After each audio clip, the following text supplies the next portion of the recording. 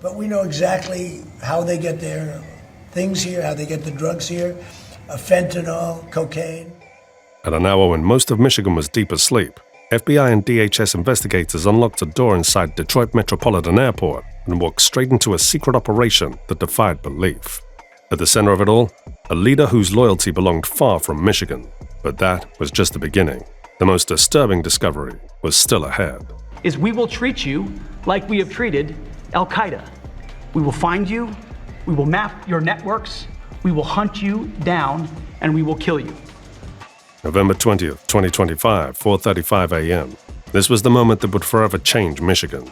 As dawn approached, teams from the FBI and DHS converged on the operations wing of Detroit Metro Airport. They were not about to conduct a blind operation. Instead, they had stormed a private office belonging to the airport's director, Evelyn Markham, one woman whose name would soon shock an entire system. At 4:40 a.m., the operations leader gave the green light, and officers moved with precision.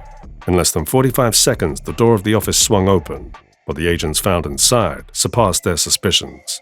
They initially expected to find evidence pertaining to corruption, yet what they found made even the veterans among them silent with shock. Inside the office were stacks of cash amounting to a whopping $72 million. In addition to that, they found secretive encrypted drives, airport ID badges issued to people with no legitimate ties to the airport, and routing codes that did not belong on any standard manifest.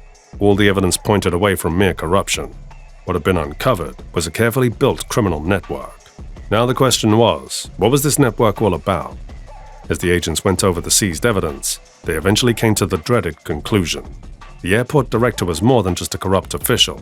Under her watch and authority, Detroit Metro Airport had been transformed into a covert entry point for a foreign cartel. And this was not just an ordinary cartel. It was one of the biggest, most notorious, and ruthless networks globally. Jalisco New Generation Cartel, popularly known as the CJ&G Cartel. Among the cartel's circle, the hub had been assigned the codename La Puerta del Norte, Spanish for the North Gate. This was not just a poetic nickname. It pointed to a much larger plan. This was the northern launch point for the cartel, a gateway for moving narcotics into Ohio, Illinois, Wisconsin, and even deeper into the upper United States, and as far as southern Canada. What was even more shocking is that the director was not acting alone. Her accomplice shocked everyone. Investigators soon discovered that her teenage son named Adrian was also part of this ring. The 19-year-old boy had been quietly slipped into night shift logistics duties. Surveillance footage would also later show him directing cargo pallets, communicating with ground crews, and coordinating deliveries. Cameras later showed blackout windows exactly at the moments when there were maintenance reports and CJ&G cartel flight arrivals. Additionally, messages between Adrian and the CJ&G cartel were discovered at that exact moment, proving he functioned as a coordinator. This mother-son duo had accepted to abandon national loyalty and instead help one of the world's largest cartels to build its own supply chain right inside the United States. This was pure betrayal. By the time the agents backed out of that office, they were 100% certain that this was a full-scale infiltration from within. Someone entrusted with public safety had decided to turn that trust into a network for drugs, and the airport was her playground. For 4 years, Detroit Metro Airport functioned like a perfectly oiled machine. From the look of things, it seemed to only serve travelers, airlines, and the state. Yet behind the scenes, it was quietly powering a drug pipeline so sophisticated that agents later admitted they almost missed it entirely. On tracing the pattern, they discovered that it all began with 50 cargo flights. All of them were arrivals and had been strangely slipped into the schedule with barely a ripple, each of them masked behind vague paperwork. We're talking about manifests with freight totals that defied physics and routing codes that traced back to regions in Mexico known for cartel activity. To the ordinary eye, these might have passed off as accidental mistakes, but to the investigators, they were deliberate signs, breadcrumbs left only for the people who knew how to read them. The flights were only the first phase of the pipeline. To make the operation run, Markham needed manpower right inside the airport. These are the people she could count on to move crates, bypass scanners, and access doors that the public would never notice. And that's how 18 individuals with suspicious resumes and no aviation background ended up in roles that required the highest level of clearance. To conceal all these, she listed them as night shift hires. But in reality, these were CJ&G cartel members that were in the cartel's payroll. Their sole mission? Moving drugs without leaving a fingerprint. Upon landing, the cargo was unloaded straight from the aircraft into secure storage rooms, areas that Markham controlled through her authority as airport director. She coordinated for trucks contracted through shell companies to roll in and out under the guise of routine cargo activity. Each of these trucks was assigned a different part of Michigan's distribution chain, including Detroit, Ann Arbor, Flint, and Grand Rapids. These 4 cities have become the backbone of a statewide drugs web that funneled staggering quantities of drugs, about 3 tons of meth, 1.5 tons of cocaine, and almost 500,000 fentanyl tablets. Meanwhile, the cartel had also come up with a system to launder the proceeds obtained from the illegal trade. Among the evidence seized from Markham's office were invoices labeled aviation consulting, donations made to non-existent non-profits, and payments made to transport, storage, and logistics companies that barely had office space. In all of these, the cartel had managed to launder about $127 million, all of it disguised as legitimate business. By now it was clear that the CJ&G cartel had managed to entrench itself deep inside the American system. Subscribe now so you don't miss how federal agents turned that realization into the most explosive counter-infiltration strike Michigan has ever seen. What happened next will make everything we have revealed so far feel like the calm before the storm. November 22, 2025 would go down in Michigan's history as the night everything changed. This was the night when the agents finally made the decision to move against the CJ&G cartel. The moment was so tense that those involved claimed it did not feel like law enforcement responding to a drug case, but like the state bracing for an invasion. Then, at 10:20 p.m., as the rest of the city was going to sleep, teams assembled in dimly lit staging zones across Detroit, Flint, Grand Rapids, and Ann Arbor. At 10:25 p.m., DHS official Michael Rohr issued a chilling directive over the comms. This is not a drug raid, this is a counter-infiltration mission. The operation was codenamed Operation Wolverine Shield and intended to take back the airport from the control of the cartel. It deployed nearly 1,000 federal personnel in one synchronized strike, including tactical aviation teams, FBI field units, DHS rapid response squads, and the hostage rescue team. At exactly 10:30 p.m., the raids erupted almost simultaneously. In Detroit, agents stormed what seemed like an abandoned logistics building near the airport perimeter. Inside, they found a fully functional processing hub. The team used explosive breaching charges to blow open reinforced entries, sparking a firefight as armed operatives scrambled to destroy crates marked with aviation routing codes, manifests, and shipment markings that could easily expose the cartel's entire trafficking network. Within minutes, the team had neutralized any human threat, and the warehouse floor was littered with seized cargo and disabled servers still holding valuable encrypted data. Over in Flint, the confrontation took a different turn. As the team approached its target, an isolated aircraft hangar, cartel-operated drones suddenly rose into the air, jamming radio frequencies and disrupting tactical channels.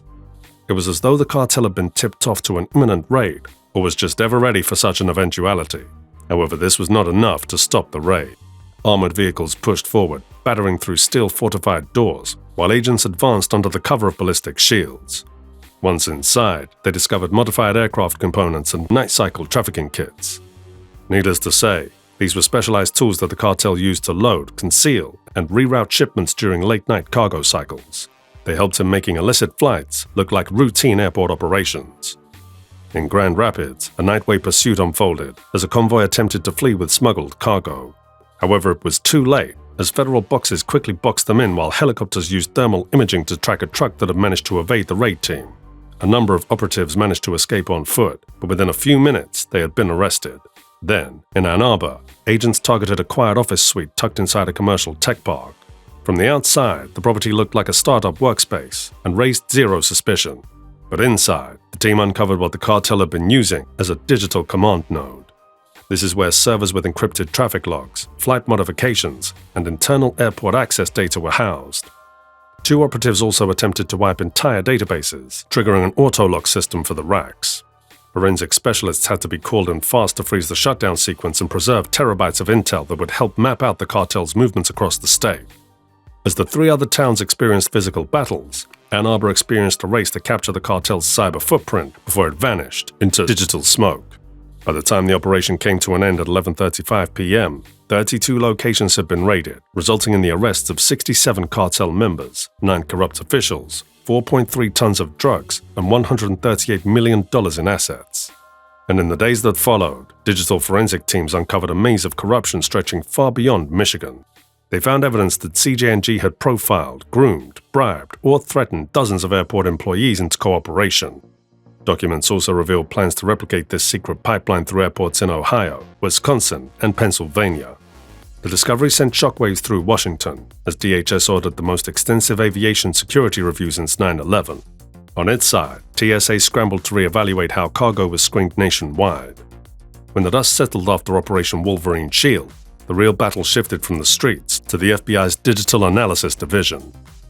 Inside one room, agents faced a mountain of electronic evidence.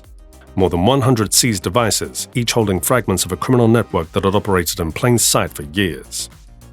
The task ahead was to carefully dissect all of them in an effort to reconstruct the cartel's hidden infrastructure and dismantle it once and for all. Among the extracted files was a directory the agents began calling the Ledger. It contained 48 detailed profiles of airport employees that were on the cartel's radar and who were about to be approached to further ease the movement of drugs through the airport.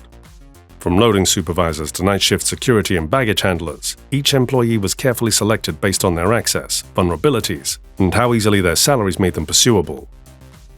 Markham transformed Michigan Airport into a sophisticated cartel network, which was so efficient that CJ&G was already preparing to integrate this network in other states. Documentation revealed that there were already plans to expand in Ohio, Wisconsin, and Pennsylvania. Meanwhile, legal action started hitting swiftly. First, Evelyn Markham faced a barrage of charges: conspiracy, drugs trafficking, corruption, and airport system tampering. Then came her son, Adrian, who was now officially considered to be a manipulated bystander. He was officially charged as an active participant and not an accessory. A few other cartel operatives were also charged with drugs trafficking. In the meantime, public outrage seemed to intensify by the day, as residents demanded answers on how such an extensive cartel operation had gone undetected for that long. Michigan's governor, Gretchen Whitmer, also joined in and demanded a federal investigation into how such an operation had thrived inside a state institution. Community leaders equally voiced the question haunting families across the region: how many overdose deaths, disappearances, and gang escalations could be traced back to Markham's pipeline? In the end, the question that still hung in the air was, if one airport director could turn a major US hub into a cartel gateway right in the open, what? And how many other doors across America might already be unlocked?